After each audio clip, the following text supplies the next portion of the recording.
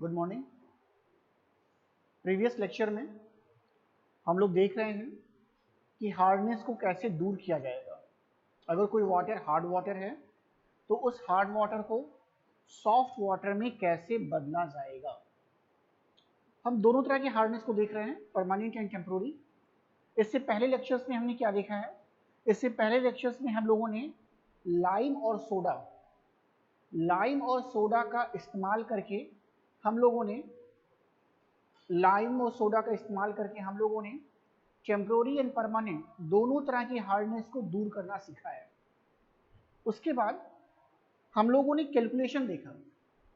Calculation कैसे देखा कि भाई अगर मान लीजिए कोई भी हार्ड वाटर है और उसमें ढेर सारी तरह की इम्प्योरिटीज पाई जा रही हैं, तो उन इम्प्योरिटीज को दूर करने के लिए कितने अमाउंट में लाइम चाहिए और कितने अमाउंट में सोडा चाहिए, उसका कैलकुलेशन हम कैसे करते हैं, ये बातें भी हम लोगों ने प्रीवियस लेक्चर में देखा है।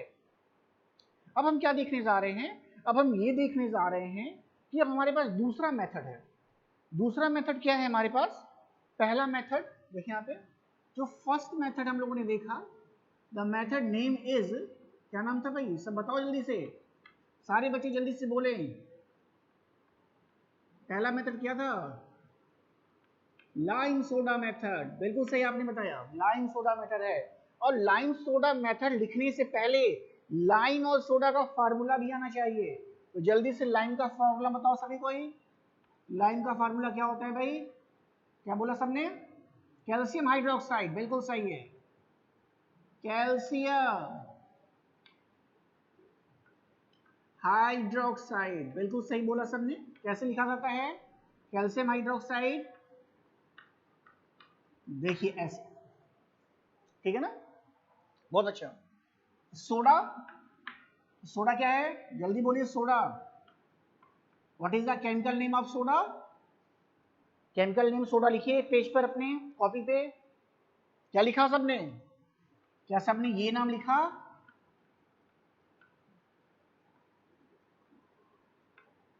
क्या सबने ऐसे लिखा?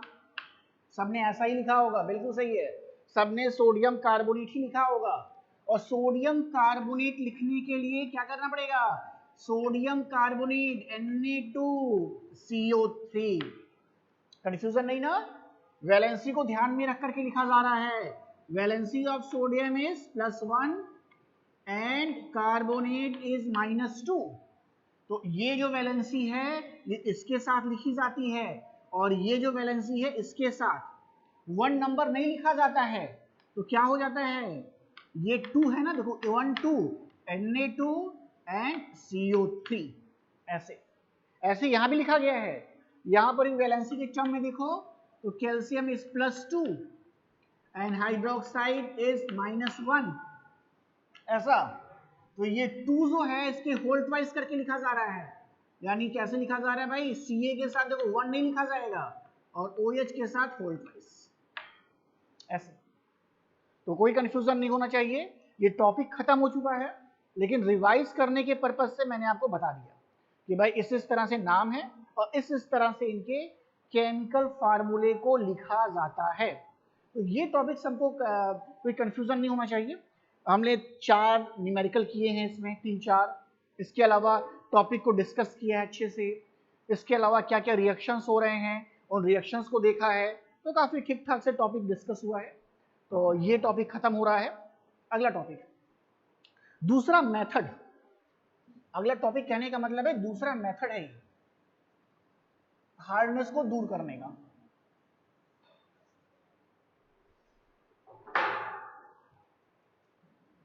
Second method,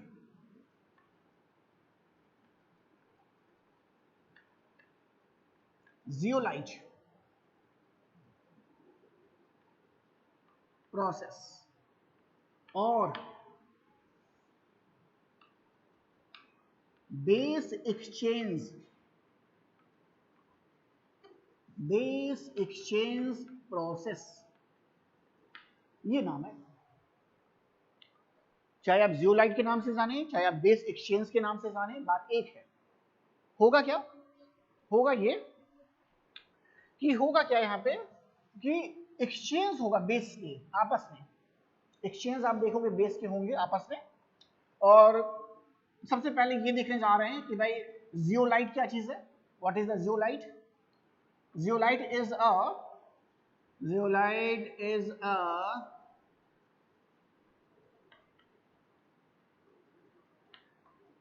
alumino-silicate mineral. This is a alumino-silicate mineral.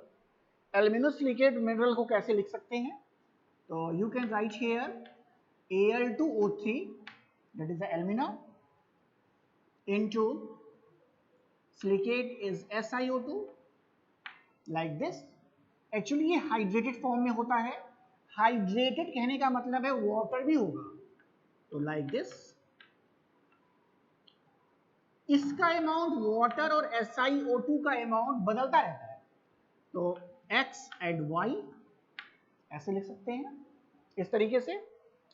लेकिन एक्चुअली जो हम इस्तेमाल करते हैं, जो हमारी पर्पस का है, वो क्या है, वो इसका सोडियम सॉल्ट है, ऐसा। तो you can also write here sodium salt of aluminosilicate. Sodium salt कहने का मतलब क्या हो गया भाई, Na2O। ये तो हम जो इस्तेमाल कर रहे हैं जियोलाइट, वो ये है, ऐसा। कैसा जियोलाइट है भाई, हमारा जो जियोलाइट है that is a hydrated sodium salt of aluminosilicate. तो ये हमारा इस बार का है। एक्स और वाई की संख्या वेरी कर सकती है अलग अलग कंडीशंस में, अलग अलग तरह के जियोलाइट में। एक्स में बी 2 to 10 एंड वाई में बी 2 to 6, ये संख्या वेरी करती है, ऐसा। एक्चुअली रिएक्शन भी किसके साथ होने वाला है, रिएक्शन भी इसी जियोलाइट के साथ होगा। लेकिन इस पूरे जियोलाइट में हम क्या करते हैं, इतना भाग, ये भाग जो है फिक्स्ड है, मतलब इसका एक्सचेंज नहीं होता है, ये अपनी जगह पर फिक्स्ड है। तो हम क्या करते हैं, इस पूरे पोर्शन को किससे दिखाते हैं, इस पूरे पोर्शन को मान लेते हैं Z, ऐसे। तो क्या लिखते हैं इसकी जगह पर, इसकी जगह पर हम फार्मूले के फॉर्म में कैसे लिखते हैं, ऐसे Na2Z, इस तरीके से। तो ये भी रिप्रेजेंटेशन किसका है, this is also the representation of sodium salt of aluminosilicate. Clear है। Z क्या है भाई, Z क्या है, जल्दी बताइए। Z ऐसा पोर्शन है जो आपस में एक्सचेंज नहीं होता है, फिक्स्ड पोर्शन है। क्लियर है। जैसे मान लीजिए भाई ये बड़ा, ऐसे मान लीजिए ये एक स्ट्रक्चर है, मैं फिर से उठा रहा हूं उसको, ये एक स्ट्रक्चर है ऐसे। अब ये पोर्शन स्ट्रक्चर का फिक्स्ड है और ये क्या हो रहा है, रिप्लेस होता जा रहा है, एक्सचेंज होता जा रहा है। तो जो फिक्स्ड पोर्शन है वही Z है और जो रिप्लेसेबल पोर्शन है वो सोडियम आयन है, यानी ये क्या होगा, रिप्लेस करता होगा, एक्सचेंज होता होगा, ऐसा। यहां से वैलेंसी भी आप चेक कर लो, जिससे आपको रिएक्शन लिखना आसान हो जाएगा। अगर वैलेंसी के टर्म में देखोगे तो देखिए सोडियम ओके +1 चार्ज के साथ एंड Z -2 चार्ज के साथ, ये वैलेंसी के टर्म में लिखा जा रहा है यहाँ पे। इसलिए क्या किया जा रहा है, इसको 2 को यहाँ लिखा जा रहा है Na2 और Z के साथ देखिए कोई नंबर नहीं है, इसलिए Z के साथ कोई नंबर नहीं लिखा जा रहा है, क्योंकि सोडियम की वैलेंसी कितनी है, 1। ठीक है। तो हम अपनी आसानी के लिए कैसे लिख सकते हैं, इस तरीके से लिख सकते हैं। ओके। अब देखिए भाई क्या क्या रिएक्शंस होते होंगे, कैसे रिएक्शन होंगे, इन सभी बातों को समझने का प्रयास करते हैं। तो ये हमने अभी तक देखा, इतनी बातों को समझ लिया हम लोगों ने। आगे देखें, प्रोसेस देखते हैं। प्रोसेस कैसे होता होगा, क्या होता होगा, तो एक बड़ा सा टैंक होगा और उस टैंक में क्या होगा, उस टैंक में जियोलाइट का लेयर बिछाया जाएगा बीच में। ये बड़ा सा टैंक है, इस टैंक के बिल्कुल बीच में क्या होगा, एक बहुत ही मोटा सा जियोलाइट का क्या होगा, लेयर होगा। लेयर को हम यहाँ क्या कहते हैं, बेड, BED, बेड, बिस्तर। तो एक मोटा सा क्या होगा, बेड होगा। अब क्या होगा भाई, हार्ड वाटर ऊपर से नीचे के साइड में पास किया जाएगा, जब हार्ड वाटर ऊपर से नीचे की तरफ पास करेगा तो ये जो जियोलाइट का बेड है उसके साथ रिएक्शन करेगा। ओके, कैसे रिएक्शन होंगे? तो भाई ढेर सारे रिएक्शंस होंगे। कैसे देखिए ऐसा? तो प्रोसेस में हमने क्या देखा? प्रोसेस में क्या होगा? हार्ड वाटर जो होगा वो जियोलाइट बेड से पास करेगा। ओके, लिख दे क्या? यहाँ पे लिख देते हैं, चलो लिखो, मैं लिख देता हूं क्या हो रहा है। हार्ड वाटर, ठीक है, फिर क्या होगा? फिर क्या होगा भाई? पासिंग थ्रू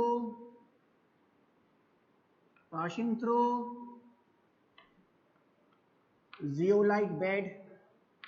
ओके, फिर क्या होगा भाई? यहां पर क्या होगा? अब क्या होगा? Ion exchange reactions takes place, ये होगा। और इस आयन एक्सचेंज रिएक्शन से क्या होगा भाई? इस आयन एक्सचेंज रिएक्शन में क्या होगा? Sodium ions of zeolites are replaced by calcium ion और magnesium ion of hard water। ये रिएक्शंस होगा। तो इससे होगा क्या कि अब जो वाटर आपको मिलेगा उस वाटर में ना तो कैल्शियम आयन होगा और ना ही मैग्नीशियम आयन होगा, ये दोनों आयन नहीं होंगे। तो कौन सा आयन होगा? सोडियम आयन होगा बल्कि ये। और हम जानते हैं सोडियम आयन हार्डनेस को क्रिएट नहीं करता है, तो हमारा जो वाटर है वो आपका क्या हो जाएगा? सॉफ्ट हो जाएगा नेचर में। हार्ड वाटर की जगह पर सॉफ्ट वाटर उसका नेचर हो जाएगा। अब इसी बातों को रिएक्शन में देखेंगे कि वास्तव में रिएक्शन कैसे हो रहा है और किस तरह से ये जो है कैल्शियम या मैग्नीशियम आयन जो है ये बदल रहा है सोडियम आयन में। इस बात को अब देखने जा रहे हैं।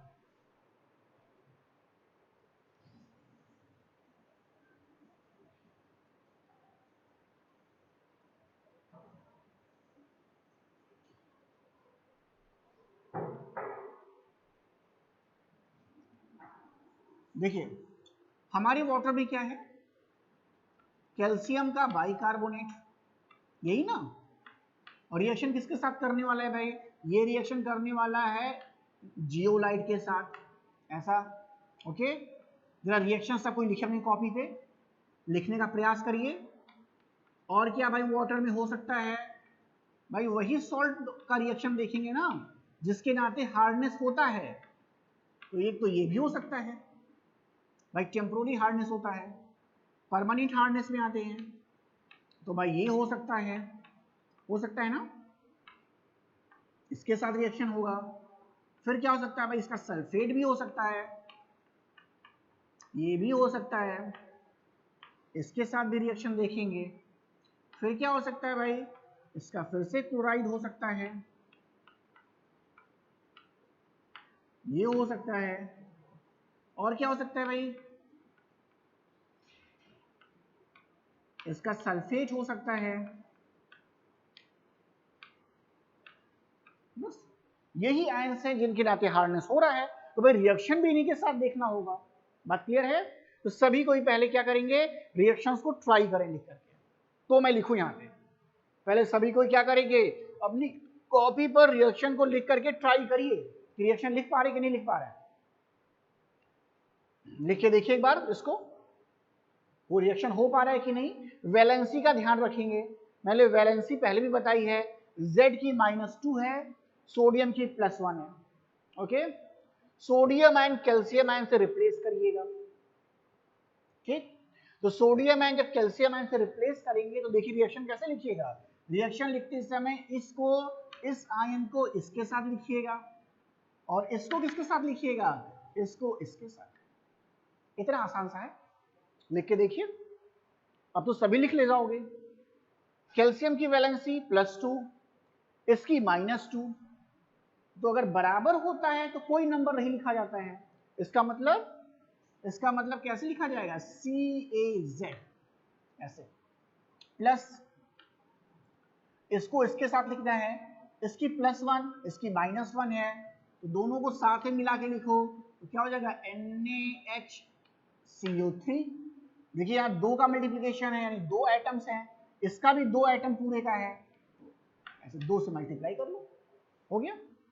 तो बहुत ही आसान रिएक्शन है, सभी के रिएक्शन आप लिख करके देखें तो बहुत ही आसानी से आप लिख लेंगे और कहीं कुछ याद नहीं करना पड़ता है। आप फिर से ट्राई करें अपनी कॉपी पे, आप जब ट्राई करिए तो बताइए हमको, फिर सभी लोग ट्राई करें कॉपी पे। देखिए सबसे जल्दी कौन लिख लेता है इसको, यहां भी आसान है, यहां पर MgZ हो जाएगा, अब तो बहुत ही आसान हो गया आप लोग के लिए, ऐसा हो जाएगा। फिर क्या हो जाएगा, सोडियम कार्बोनेट, तो फिर से सोडियम कार्बोनेट हो जाएगा, ये आसान सी बात है। यहां देखिए फिर से आपका कैल्शियम जियोलाइट ऐसा, और ये हो जाएगा 2NaCl। देखिए सभी कोई ऐसे, आसान सी बात है। देखिए समझते हैं, ये CaZ ओके एंड NaCl ऐसे लिखा जा रहा है, ओके। 2 एटम से तो 2 का मल्टीप्लाई हो रहा है, CaZ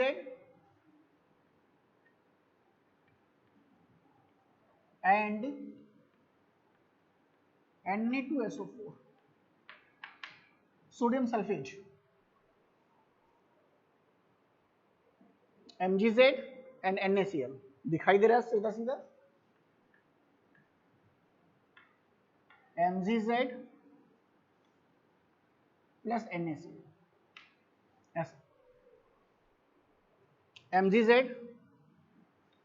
magnesium zeolite sodium sulphate, बस देखिए आई थिंक कंप्लीट है। और कहीं भी याद नहीं करना है, बस ध्यान में रखना है, एक्सचेंज करके लिखिए, इसका कैटायन इसके एनायन के साथ और इसका कैटायन इसके एनायन के साथ, ऐसा आपने करेंगे तो आसानी से क्या होगा, इसका जो प्रोडक्ट हो बन जाएगा। तो हो क्या रहा है रिएक्शन, देखो बच्चे, हो क्या रहा है कि जितना भी सोडियम जियोलाइट है वो सभी का सभी सोडियम जियोलाइट या तो बदल रहा है कैल्शियम जियोलाइट में या तो बदल जा रहा है मैग्नीशियम जियोलाइट में। इस रिएक्शन से 2 ही चीज हो रहा है, देखो क्या हो रहा है कि जितना भी आपने सोडियम जियोलाइट लिया है या तो वो कैल्शियम जियोलाइट में बदल गया है या तो मैग्नीशियम जियोलाइट में। देखिए calcium zeolite calcium, magnesium magnesium, तो या तो कैल्शियम जियोलाइट में बदलेगा या तो मैग्नीशियम जियोलाइट में बदल जाएगा, ओके। अब देखते हो क्या रहा है, एक फिगर बना के देखते हैं, तब फिर आगे समझते हैं बात को कि रिएक्शन कैसे हो रहे हैं, इस बात को समझने का प्रयास करते हैं। देखिए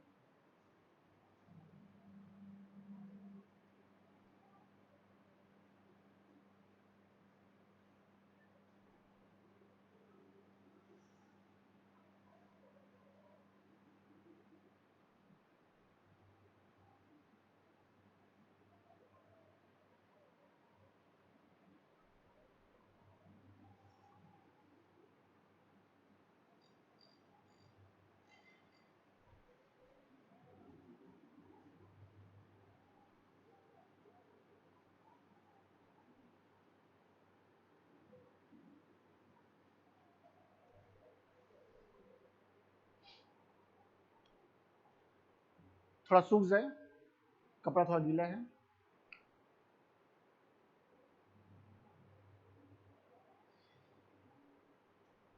अब एक डायग्राम बना के सीखेंगे कि पूरा प्रोसेस कैसे हो रहा है, किस तरीके से प्रोसेस आपको दिखाना है, इस बात को देखने जा रहे हैं।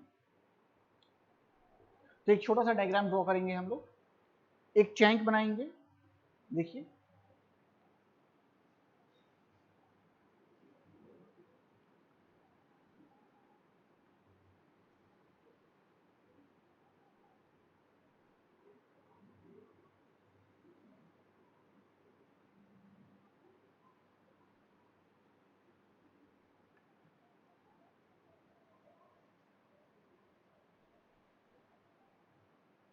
ये टैंक बनाया हम लोगों ने ऐसा, टैंक किसी बेस पर होगा, तो एक बेस भी बना दें। ये हम लोगों ने एक बेस बना दिया इसका, ऐसा।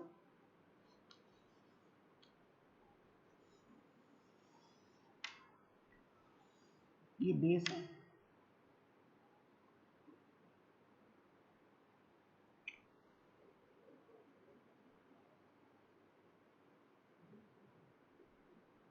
कुछ ऐसा बेस है।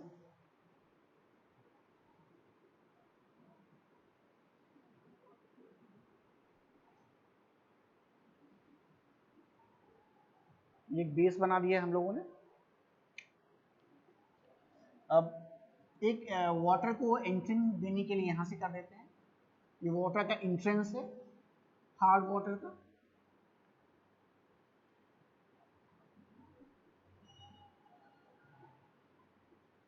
ये हार्ड वाटर का एंट्रेंस है।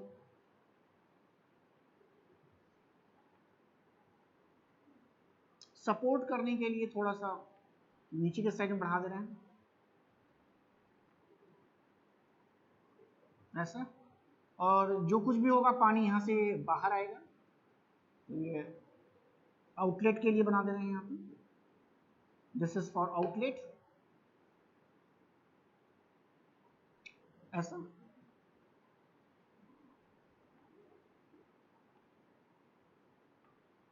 Like this, okay.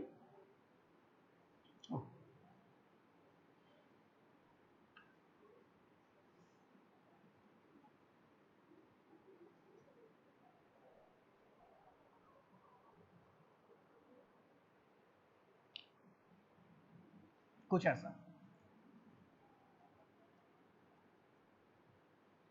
अब एक जियोलाइट का लेयर बनाने जा रहे हैं। ये एक थिक लेयर है जियोलाइट की।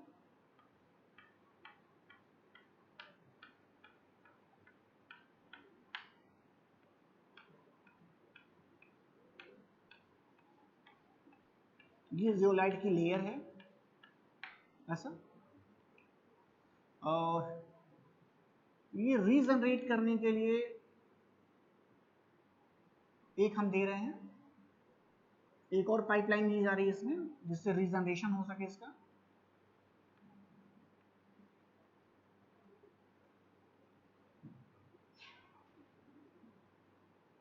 ऐसा।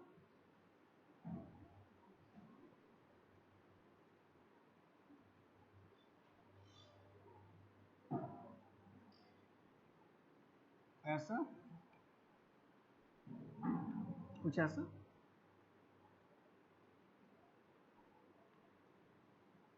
ओके।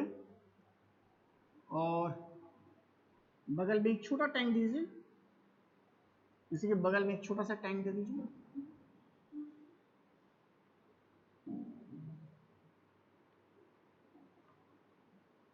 एक ऐसे टैंक दीजिए छोटा, ऐसे।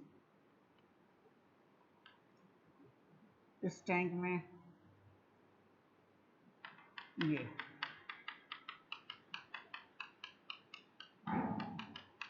कुछ ऐसे फिगर ड्रॉ करना होगा इसको, इस तरीके से। और देखते हैं, ये ऊपर की साइड में ऐसे एरो दीजिए। ये फ्लो है, ये फ्लो कैसे होगा, कुछ ऐसा, कुछ ऐसा, कुछ ऐसा। हार्ड वाटर की फ्लो कैसे है, हार्ड वाटर भी ऐसे फ्लो करेगा, ऐसे आएगा, यहां से, यहां से, यहां से, यहां से। हार्ड वाटर फिर सॉफ्ट वाटर का फ्लो ये है, और ये सॉफ्ट वाटर का फ्लो। तो कुछ फ्लो इस तरह से करना पड़ेगा, इस तरह से डायग्राम को ड्रॉ करना पड़ेगा। अब कुछ नाम भी लिखने पड़ेंगे इसमें।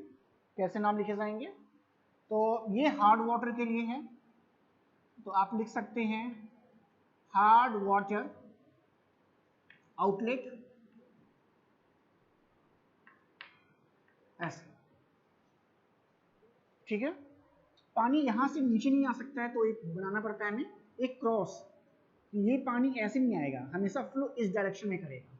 और ऐसे ये वाटर इधर नहीं जाएगा, तो यहां पर भी एक बॉक्स बना देंगे ऐसे, कुछ ऐसे, ओके। यहां पर ये वाटर कलेक्टिंग सिस्टम है, यानी यहां पर पानी कलेक्ट होता होगा, तो आप लिख सकते हैं यहां पर ये क्या है भाई, ये है वाटर कलेक्टिंग सिस्टम। ओके, ये क्या है, जियोलाइट है, तो आप इसे लिख सकते हैं, इसका नाम भी लिख सकते हैं, जैसे जियोलाइट।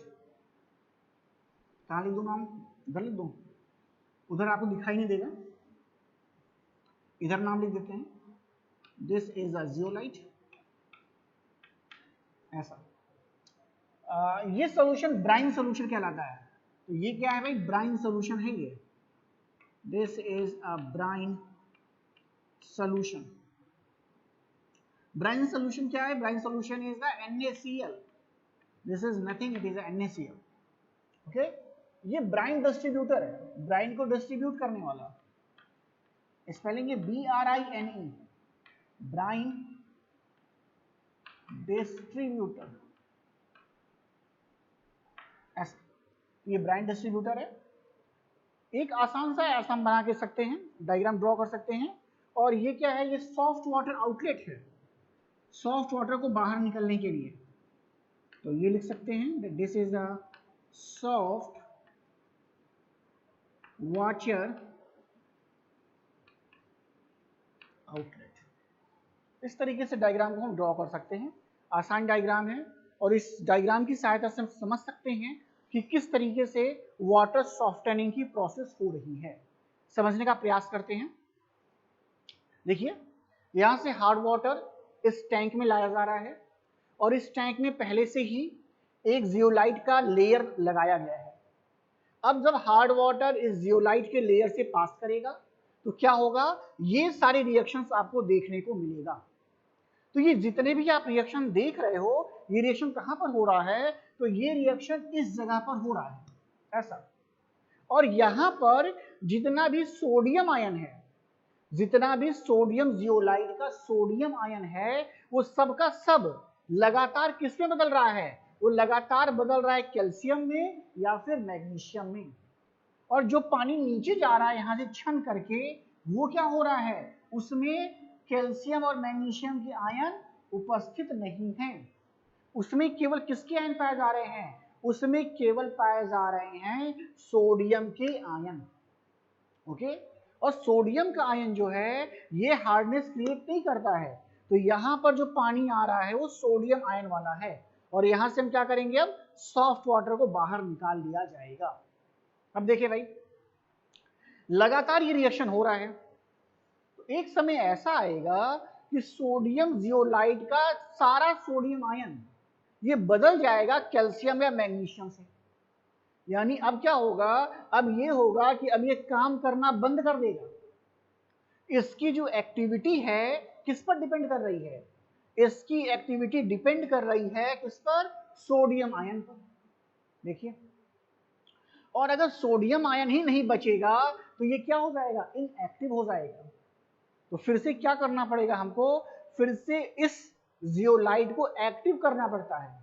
तो हम क्या करते हैं, जब हमको एक्टिव करना होगा तो यहां से जो वाटर आ रहा है उसको बंद कर दीजिए, और फिर क्या करिए, ये जो ब्राइन सोल्यूशन है इस ब्राइन सोल्यूशन को पास करिए यहां से, और जब ब्राइन सोल्यूशन पास करेगा तो ब्राइन सोल्यूशन क्या करेगा, ये चाहे आपका कैल्शियम जियोलाइट है चाहे आपका मैग्नीशियम जियोलाइट है, उसके साथ रिएक्शन करेगा, उसके साथ रिएक्शन करेगा तो क्या होगा, देखिए जरा, देखते हैं।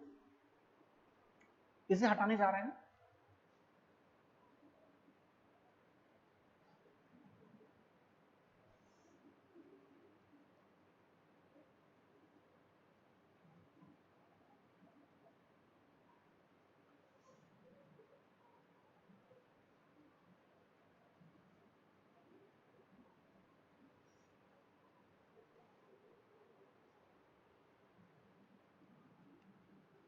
जो टॉपिक है वो रीजनरेशन है,